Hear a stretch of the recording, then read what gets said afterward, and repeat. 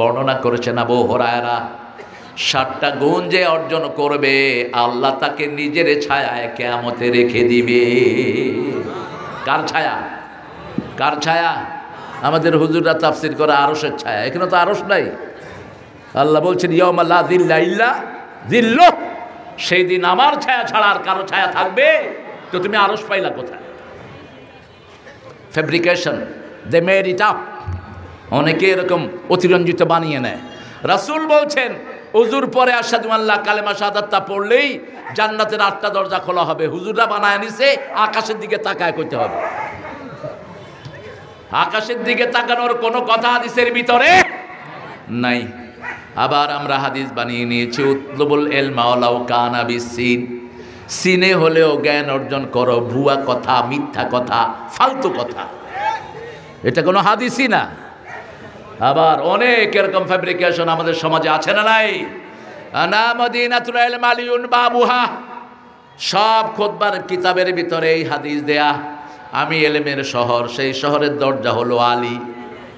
মিথ্যা কথা, শিয়াদের কথা, এটার সাথে হাদিসের কোনো সম্পর্ক নেই। বলার আগে একটু চিন্তা করে বলবেন, কারণ রাসূল বলছেন মান কাযাবা আলাইয়া মুতাআম্মিদান ফালিয়াতাবাওয়া মাকআদাহু মিনান নার, যে আমার ব্যাপারে কোনো মিথ্যা কথা বলবে সে জাহান্নামে তার জায়গা ঠিক করে নেবে। আল্লাহ আমাদেরকে হেফাজত করুক। আমরা আল্লাহর ছায়া থাকতে চাইতো, চাইতো কারা কারা চাইতো? আল্লাহ কবুল করেন। আরো জোরে বলি আমিন। এখানে আমার অত্যন্ত স্নেহের বাদশা, এই এলাকায় প্রথম আমাকে যিনি আসে এই বাদশা, চিনেন তো আপনারা? অনেক কষ্টের মধ্যে ছিল বিগত সময়গুলোতে, তবে বাদশার চেয়ে কষ্টে বেশি ছিলাম আমরা। হ্যাঁ, বাদশার মামলা কয়টা? 5টা, কিচ্ছু না তোমার। আমার কয়টা জানো? আমার মাত্র 14টা। একটা হিন্দু আমার হাতে কালেমা পড়ে মুসলমান হয়েছে, আমাকে এসকন রাষ্ট্রদ্রোহী মামলা দিয়ে ওয়ারেন্ট পাঠাইছে আমার বাসায়। দেশটাকে কতটুকু হিন্দুরা নিজেদের কবজায় নিয়েছে। সচিবালয়ের 1400 সিট, 950 সিটে চাকরি করত হিন্দু সমাজের লোকেরা। তারা যদি যোগ্যতার বেসিসে আছে আমাদের কোনো আপত্তি নাই, আমরা প্রত্যেক যোগ্য লোককে অনার করতে জানি, ঠিক না ঠিক? কিন্তু হাসিনা দিয়েছে তাদেরকে, হাসিনা ছিল হিন্দুদের এজেন্ট। এই শয়তানটা ছিল আগাগোড়া মুশরিক, নিজের বাপের মূর্তি বানিয়ে সারা দেশ ভরেছে, আর মূর্তির লেসন দিয়েছে আমাদের শিশুতোষ বাচ্চাদেরকে। রাসূলের জীবনী বাদ দিয়ে রামের জীবনী ঢুকানো হয়েছে। সেই শিশুদেরকে দিয়েই আল্লাহ তাদেরকে বিতাড়িত করেছেন, ঠিক কিনা? ফয়সালা কার? কার? আমার এই ছেলেগুলো বারুদ, আমার এই 5 লক্ষ শিশু এখন বাংলাদেশে যারা কিশোর এবং তাগড়া যুবক, এই যুবকদের হাতে যদি কোরআন উঠিয়ে দেয়া হয় সারা পৃথিবীতে এরা বিপ্লব এনে দিবে। উপদেষ্টার ভিতরে কিছু ওই দেশের চামচা আছে, বিশেষ করে আসিফ নজরুল, একে লাথি মেরে বের করে দাও, একে বের করে দাও। এখানে ডাইনপন্থী ঢুকাও। ডাক্তার ইউনূস, যেই কয়দিন আসো তুমি, তোমার প্রাইমারি পর্যন্ত আমার শিশুদেরকে 10 পারা কোরআন ঢুকিয়ে দাও, দেখবা এই শিশুগুলো মাদ্রাসার চেয়ে ভালো রেজাল্ট করবে। কারণ মাদ্রাসার ছেলেদের অনেক রকমের দৈন্যতা আছে, অনেক রকমের অসুবিধায় তারা ভুগে, তারা ঠিকমতো খাওয়া পায় না, তাদের ওস্তাদরা ঠিকমতো এডুকেটেড না, তারপরেও সারা পৃথিবীতে এরা ফার্স্ট হচ্ছে, ঠিক কি না? আমার ছেলেরা এখন কম্পিউটার সায়েন্সে সারা পৃথিবীতে ফার্স্ট। কোন দেশের ছেলে? বাংলাদেশ। কতটা ব্রেনি দেখেন। বেশি বেশি কোরআনের মাহফিল করবেন, তাকিয়ে দেখেন তো কোন ছেলেরা বেশি? যুবক না শিশু? সব যুবক। এখানে যদি এরা না আসতো কোথায় যেত? এখানে না আসলে সবার হাতে কি থাকতো? আর কি করতো? এ ডানে ডানে ডানে, এ বামে মার, ঠিক কিনা? সব ফ্রি ফায়ার। ফায়ার তো নিজের দিকে হচ্ছে। প্রিয় শিশুরা, তোমরা যদি কোনো হসপিটালে যাও দেখবে এখন তোমাদের বয়সে অসংখ্য শিশু সেখানে বসে কাতরাচ্ছে, হার্ট ব্যথা, লিভার খারাপ, চোখ খারাপ, তাদের এই ফিঙ্গারের সাথে তোমার পুরো বডির সম্পর্ক। তোমরা এই ফ্রি ফায়ারগুলো ছেড়ে দাও। কিন্তু আমার যুবকেরা চায় কাজ। কি চায়? কাজ। একটা তাফসীর দিয়েছেন, তারা ভরে দিয়েছে এটা। বৈষম্য বিরোধী আন্দোলনে ওরাই সফলতা অর্জন করেছে, ওদের কারণেই দেশ আজকে শান্তির মুখ দেখেছে, ঠিক কিনা? সেই শিশুদের মুখে ধরিয়ে দিতে হবে লা ইলাহা লা ইলাহা ইল্লাল্লাহু মুহাম্মাদুর রাসূলুল্লাহ সাল্লাল্লাহু। 7 ব্যক্তি আল্লাহর ছায়ার নিচে থাকবে। প্রথম ব্যক্তি শাবুন নাশা ফি ইবাদাতিল্লাহি আযজা ওয়া জাল। ওই যুবক যে আল্লাহর ইবাদতে নিজের যৌবন খরচ করেছে। আমরা যারা যুবক আছি আমরা সবাই ইবাদত করব কার? এখন ইবাদত কাকে বলে? আল্লাহ বলছেন ইবাদত কাকে বলে শুনো। ইবাদত হলো কার হুকুম মানা।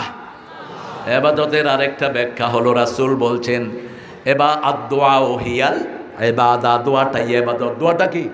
ইবাদত। রাসূল আবার বলছেন বিবির কাছে যাওয়া ইবাদত। আমাদের ছেলেরা কোথায় যায়? স্কুল ছুটি হওয়ার সাথে সাথে মেয়েদের স্কুলের সামনে আমাদের যুবকেরা যায় না? হ্যাঁ, যায় না? আমাদের পুলিশ ভাইয়ারা অবসর সময় কোন পুলিশের পাশে থাকে? হ্যাঁ, কি কি কি কি কি পুলিশ? লজ্জা করে নাকি আপনাদের? হারিনার কাছে কি থাকতো? হ্যাঁ, বেনজিরিয়ার কাছে কি থাকতো? আহা, দেশ শেষ। আপনারা পিতারা যারা মেয়েদেরকে পুলিশে দিয়েছেন প্রত্যেকে দায়ুসের খাতায় নাম তুলেছেন, জাহান্নামে যাওয়ার জন্য তৈরি হন। হ্যাঁ, একটা মেয়ে পুলিশ হবে কিন্তু পুরুষ পুলিশের সাথে না। একখানে যদি ছেলে মেয়ে ডিউটি করে মধ্যখানে কে থাকে? এটা আপনারা জানেন, ওনারা জানে না। আমাদের গার্মেন্টসগুলোতে অবস্থা খারাপ। আমরা যদি আমাদের যুবকদেরকে কন্ট্রোল করতে চাই, প্রথম তাদের হাতে কোরআন দিতে হবে, ঠিক না ঠিক? কোরআন দেওয়ার পরে তাদেরকে নামাজি বানাতে হবে। সূরা আনকাবুতে আল্লাহ যেটা বলছেন আতুলু মা উহিয়া ইলাইক আকিমিস সালাত ইন্নাস সালাতা তানহা আনিল ফাহশাই ওয়াল মুনকার ওয়া যিকরুল্লাহি আকবার আল্লাহু ইয়ালামু মা তাসনাউন। কার কথা?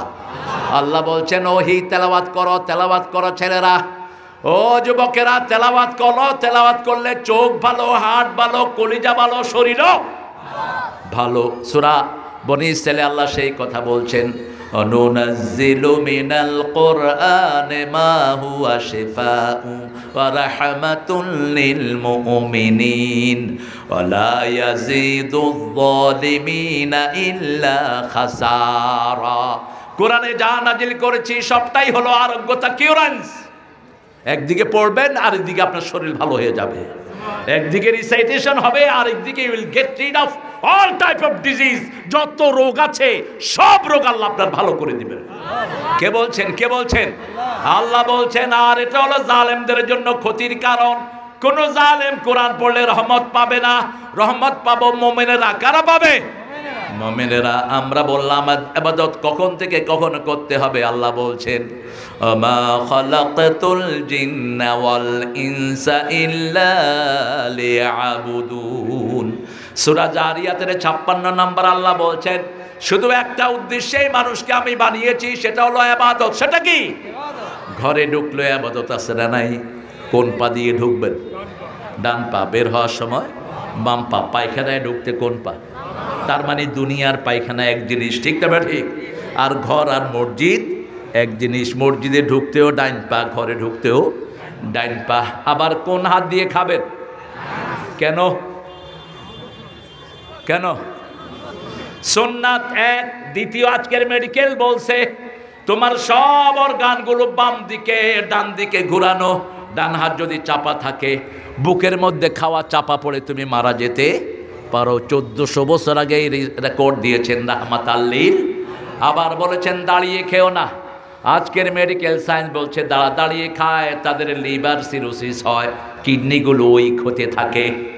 1400 বছর আগে বলেছেন রাহমাতাল লিল পাশ্চাত্য পৃথিবীতে যে সমস্ত দেশগুলোতে বুফে বেশি, যেমন America, England, Australia, Canada, buffet 5 star হোটেলগুলোতে কি হয়?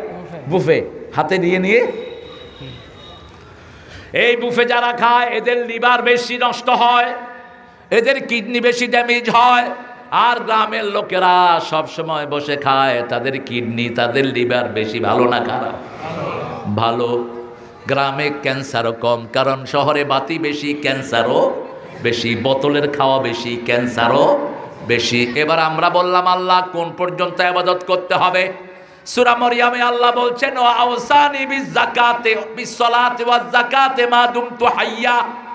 ঈসা আলাইহিস সালাম 3 বছরের 3 দিনের শিশু, 40 দিনের শিশু কোলে বসে বলছেন আমার আল্লাহ আমাকে ওসিয়ত করেছেন আমার নিঃশ্বাস যতক্ষণ থাকবে ততক্ষণ যেন কার ইবাদত করি? নামাজ এবং যাকাত দেই। আমরা বললাম আল্লাহ আরো নির্দিষ্ট করে বলেন সূরা হিজরের 99 নম্বর আয়াত শেষ আয়াতে আল্লাহ বলছেন উবুদ রাব্বাকা হাত্তা ইয়াতিয়াকাল ইয়াকিন। আল্লাহর ইবাদত করো যতক্ষণ পর্যন্ত তোমার নিঃশ্বাস থাকে। আমরা বললাম ইবাদত করলে কি লাভ? আল্লাহ বলছেন দুনিয়ায় 2টা লাভ, মৃত্যুর পরে 3টা লাভ। দুনিয়ায় কয়টা?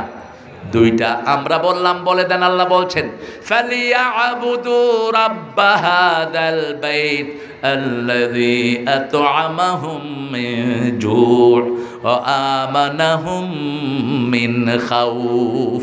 এই ঘরে রবের ইবাদত করো, তাহলে ক্ষুধা লাগলে খাবার দিবেন কে? ভয়ের সময় নিরাপত্তা দিবেন কে? আমরা কি ভয়ে ছিলাম? কি না কি হয়, কি না কি হয়, কি না কি হয়। 5ই আগস্ট এইভাবে যে আমরা নিষ্কৃতি পাবো আমরা কেউ ধারণা করিনি, ঠিক কিনা? একজন মানুষ স্বপ্নেও দেখে নেই। কারণ পুলিশ তার হাতে, আর্মি তার হাতে, বিডিআর তার হাতে, ভারত তার হাতে, সব তার হাতে, ঠিক না? ঠিক। আমাদের হাতে কিছুই নাই, আমাদের শুধু গলার আওয়াজ ছাড়া আর কিছুই ছিল না। পরিস্থিতি মুহূর্তের মধ্যে ঘুরিয়ে দিলেন কে? শুধু শিশুরা সিদ্ধান্ত নিয়েছে আগামী দিনের মার্চটা আগের দিন করব। মার্চ হতো পরের দিন, হয়ে গেছে আগের দিন, খালাস। রহমত ঢেলে দিলেন কে? আল্লাহ ঢেলে দিলেন। 4 বাহিনীর প্রধানকে এনে হাসিনা বসায় রাখছে নিজের সামনে। এই ওয়াকার গুলি কর। ওয়াকার বলছে আমার কাছে এত গুলি নেই। আইজিকে বলছে তুই কি করস? কয় একটাকে মারলে 10টা আসে। বিমান বাহিনীর প্রধানকে বলছে তুই কি দেখস? কয় চারিদিকে মানুষ আর মানুষ। নৌবাহিনীর প্রধানকে বলছে তুই কি দেখস? কয় লঞ্চ স্টিমার সাতরায়ও মানুষ আসতেছে সব। এবার ওনার কাছে থাকতেন মাত্র 40 জন রয়ের মেম্বার, গণভবনে থাকতেন। 40 জন কোত্থেকে নিছে? হাদিস থেকে।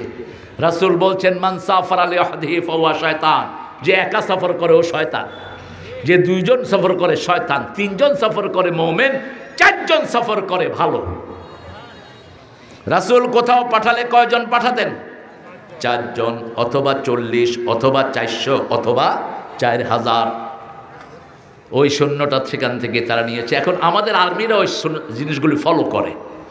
40 জন রয়ের মেম্বার ওয়াকারের মাথায় পিস্তল ধরেছে গণভবনের ভিতরে। ওয়াকার সাক্ষাৎকারে বলেছে, ওয়াকারে আপনারা চিনবেন, ওয়াকার সেনাপ্রধান। বাড়ি কোথায়? খুব ভালো না, ব্রেনের দিক থেকে মিডিয়াম ব্রেনের ছেলে। বাড়ি হলো শেরপুর। হাসিনার সাথে কি একটা আত্মীয়তা আছে তার। ওয়াকার ছাত্র হলো গোলাম আজম সাহেবের বড় ছেলের। তার আর্মি জীবনের ফুল ক্যারিয়ারটা হলো ব্রিগেডিয়ার জেনারেল আমান আজমির। সে ডাইরেক্ট ছাত্র, কিন্তু ছোটবেলা থেকে সে নামাজি ছিল। ছোটবেলা থেকে সে ফুলকুড়ি করত। ফুলকুড়ি আপনার যারা চিনে নিয়ে, তুমিও তো ফুলকুড়ি করছো? হ্যাঁ, ফুলকুড়ি। তো ওয়াকার বলল ম্যাডাম আমাকে যদি গুলি করেন আমার আর্মিরা বসে থাকবে না, ঠিক না? ঠিক। এর মধ্যে খবর আসলো আমাদের সুন্দর সুন্দর ছেলেরা সোবানবাগ মসজিদ ক্রস করছে। সেখানে আমিও হাজির। সোবানবাগ কোথায়? গণভবনের একটু দূরে, সংসদ ভবন, এরপরে গণভবন। তাড়াতাড়ি ওয়াকার গিয়ে বলল ম্যাডাম ভাগেন, তা না হলে আপনারে খেয়ে ফেলবে পোলাপান। এদেরকে এরকম করে দিলেন কে? আল্লাহ। সেই আল্লাহর ইবাদত করবেন তো? করবেন তো? মুহূর্তের মধ্যেই চলে গেলেন। হঠাৎ করে ফোন আসলো, ভাগছে। কে ভাগছে? কয় ভাগছে 10টায় তিনি ভেগে গেছেন। এর আগে নাকি 2 বার ভাগছে। আপনাদের এই বগুড়ার ছেলে সেই জিনিসগুলো ফাঁস করছে। কি নাম ওর? কে? পিনাকি ভট্টাচার্য না, পিনাকি আলেম দিলে নাম ভালো হয়। এটা যা কোরআন শরীফ পড়া শুরু করছে। এই বেটা, তোর জোরে কালেমা পড়ে মুসলমান না হবি তুই। তোর তো 7টা বইয়ের ভিতরে আল্লাহর নাম আছে। ঋগ্বেদ, অথর্ববেদ, যজুর্বেদ, কল্কি, পুরাণ, মহাভারত, গীতা, 7টার ভিতরে আসছে লা ইলাহা মুহাম্মাদুর রাসূলুল্লাহ। আল্লাহ যেন তাকে ইসলামের জন্য কবুল করে। বগুড়ার গর্ব, বুঝছাও? আমরা ওটা শুনে শুনে অনেক বগুড়ার কথা এখন মানুষ শিখে ফেলেছে। আর ও থাকলে ওকে থাকতে দিত না। সাংবাদিকদেরকে এমনভাবে তাড়িয়েছে, ওরা জানের ভয়ে ওখানে পালিয়ে তারপর বিরুদ্ধে কলম ধরেছে। আল্লাহ রাব্বুল আলামিন বলছেন, ইবাদত করো, নিরাপত্তা দান করবেন কে? রক্তবিহীন অবস্থায় সারা দেশকে নিরাপদ করে দিলেন কে? এখন আর পুলিশের টেনশন নাই, হুজুরদের দৌড়াদৌড়ি নাই, মোবাইলতে ট্যাকিং নাই, জঙ্গির খেলা আর নাই, সব ঠান্ডা। সব কি ঠান্ডা। পুলিশ দেখলে মানুষ আর দৌড়ায় না, এখন মানুষ দেখলে পুলিশ দৌড়ায়। কি রাজত্ব করেছো পুলিশের বাচ্চারা! মানুষকে থানায় ধরে নিয়ে কুত্তার মতো পিটিয়েছ আর পয়সা কামাই করেছো, ঠিক কিনা? কি জবাব দিবে আল্লাহর দরবারে? চিন্তা করে দেখো। ইবাদত ছাড়া আমরা কারো কাছে যাব না। ইবাদত করলে নিরাপত্তা দান করবেন কে? আল্লাহ বলছেন, 2টি ইবাদত সামনে যোগ করো, তাহলে তোমাদের শত্রুদেরকে আমি আরো লাপাত্তা করে দেব। আমরা বললাম, বলেন আল্লাহ। আল্লাহ বলছেন, ইন্না, পড়েন, ইন্না আ'তাইনাকাল কাউসার ফাসাল্লি লিরাব্বিকা ওয়ানহার ইন্না শানিয়াকা হুয়াল আবতার। হে নবী, আপনাকে কাউসার দিলাম। যন্ত্রণা যত বড়, সান্ত্বনাও তত বড়। পরীক্ষা যত বড়, পুরস্কারও তত বড়। দেখেন না কি পরীক্ষায় ছিলেন আপনারা। বাদশা পর্যন্ত এলাকায় থাকতে পারে নাই। যখনই আসতাম, বাদশা তুমি কোথায়? আমি এলাকায় নাই। পালাইছে। আমরা কেউ বাড়িতে ঘরে থাকতে পারি নাই। এই প্রিন্সিপাল থাকতে পারছে কিনা কে জানি। প্রিন্সিপাল তো ম্যানেজ করে চলা মানুষ, কারণ প্রতিষ্ঠান তো চালাইতে হবে। হ্যাঁ, হুজুর তো ঠিকই আছে। এখানে আমরা যারা ওনাদের বিরুদ্ধে একটু কথা বলেছি, তাদের অবস্থা খারাপ। একটা ছোট্ট ছেলে বগুড়া শেখ মুজিবের ছবি আঁকছে, একটু ব্যাকা হয়েছে, ছোট মানুষ, 8 বছর বয়স। এই ছেলেকে নিয়ে 3 বছরে জেল দিছে। ছবিটা ব্যাকা হলো কেন? কি পর্যায়ে জুলুম করেছো, সামনে সব রেকর্ড সহ আসবে, ঠিক তবে ঠিক। তোমার 32 নম্বর আয়না ঘরে এখন শুধু বাচ্চাদের জুতা আর স্কুলের ব্যাগ। কত মায়ের বুক খালি হয়েছে, আল্লাহ ছাড়া আর কেউ জানে না। ইবাদত আছে যেখানে নিশ্চয়তা আছে। আমরা রবের জন্য নামাজ পড়ব, ছেলেদেরকে ধন্যবাদ দেই। গণভবনে প্রথম ঢুকেই তারা নামাজ আদায় করেছে। কি আদায় করেছে? নামাজ আদায় করেছে। সেজদা দিবে যে জমিনে থাকবে সে, সেজদা দিবে যে জমিন তার জন্য দোয়া করবে, ঠিক তবে ঠিক। বাংলাদেশের সবচেয়ে পুরানো মাহফিল কোথায় হয় জানেন? আপনাদের এই বগুড়ায়, বগুড়া গাবতলীতে। মাহফিলের বয়স হলো 378 বছর। সন্ধ্যাবাড়ি 378 বছর। আমি তো মাহফিল দেখে, ওই মাহফিলের তালিকা দেখে কোরআন শরীফের সূরা বার করি। এখন দেখি যে উপরে লেখা 378। বললাম যে এটা কি ভুলে লিখছেন নাকি? কয় না, এটাই ঠিক। এখন 378 নম্বর সূরা কোনটা? কিন্তু 378 নম্বর আয়াত আছে, ধরলাম 378 নম্বর আয়াত থেকে। আজকে ধরতেছিলাম সূরা আশ-শামস থেকে, ওয়াশ-শামসি ওয়া দুহাহা ওয়াল কামারি ইযা তালাহা। এই সূরাটি অসাধারণ একটি সূরা। এটাতে 2টা সেন্টেন্স আমি নেব। কাদ আফলাহা মান যাক্কাহা ওয়া কাদ খাবা মান দাসসাহা। যে সফল হতে চায়, কাদ আফলাহা মান যাক্কাহা, যে নিজেকে পরিশুদ্ধ করলো। পরিশুদ্ধ মানে আযান হলে কোথায় যাবেন? জোরে বলেন। ব্যবসা বাণিজ্য সব বন্ধ করে দিবেন, কার হুকুম? আপনার অফিস চলতে পারবে না। আল্লাহ বলছেন ইযা নুদিয়া লিস-সালাতি মিন ইয়াউমিল জুমআ ফাসআউ ইলা যিকরিল্লাহি ওয়া যারুল বাই। ব্যবসা বাণিজ্য বন্ধ করে দাও, যালিকুম খায়রুল লাকুম ইন কুনতুম তা'লামুন। এটা তোমার ব্যবসার জন্য ভালো, বাণিজ্যের জন্য ভালো। আল্লাহ বললেন কাদ আফলাহা মান যাক্কাহা, যে নিজেকে পরিশুদ্ধ করলো তাকে সফলতা দান করলেন কে? নামাজে গেলেই পরিশুদ্ধতা আছে না নাই? এই জন্য মুয়াজ্জিন প্রথম বলে হাইয়া আলাস সালাহ, নামাজের দিকে আসো। আমরা বললাম নামাজ কি? মুয়াজ্জিন বলে হাইয়া আলাল ফালাহ, হাইয়া আলাল ফালাহ। নামাজে আসলে তুমি সফল হয়ে যাবা। নামাজের ভিতরে কি কি পড়বা সেটাও কোরআন শরীফের ভিতরে আল্লাহ দিয়েছেন, কি দেন নেই? কাদ আফলাহাল মুমিনুন আল্লাযীনা হুম ফি সালাতিহিম খাশিউন। উঠে যান কেন আপনারা? উঠেন কেন? বসেন।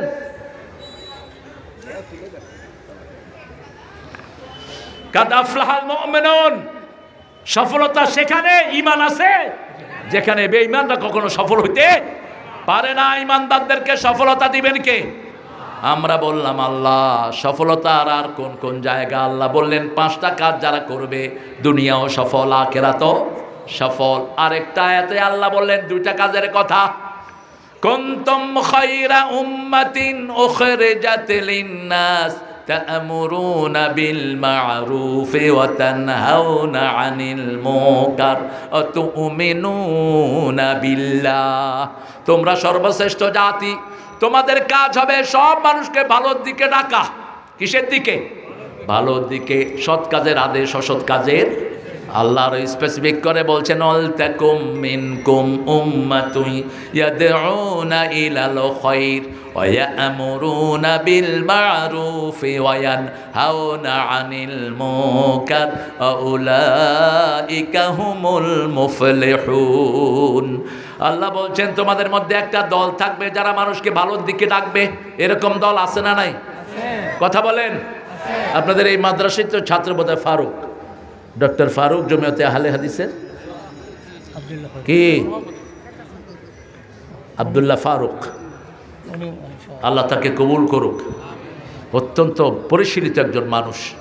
আমার সাথে তার প্রথম দেখা হয়েছিল সন্ধ্যাবাড়িতে, সন্ধ্যাবাড়ির মাহফিলে। আল্লাহ তাকে যোগ্যতা দান করুক। আহলে হাদিসের মধ্যে যেই কয়টা গ্রুপ, এটাই হলো সবচেয়ে বিশুদ্ধ, নির্ভরযোগ্য।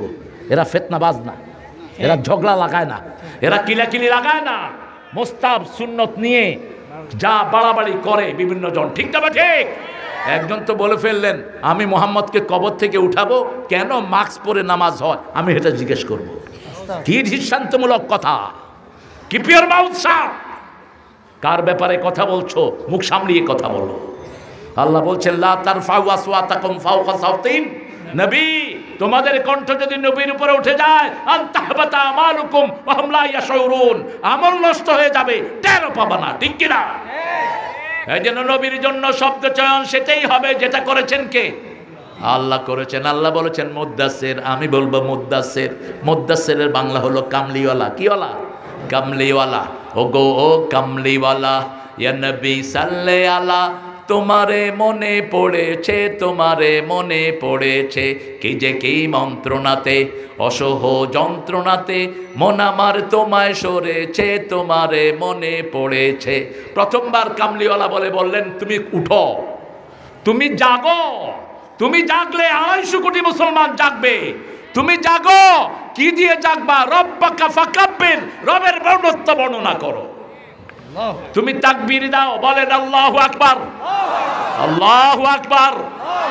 তাকবীর দিলেই মানুষ জাগে, ঠিক না বেঠিক? আর জয় বললে মানুষ শোয়, কারণ জয় হলো মুশরিকদের চিহ্ন। মক্কার কাফেররা জয় বলতো উলু হুবল। উলু মানে জয়, উলু মানে কি? উলু উজ্জা, জয় উজ্জা।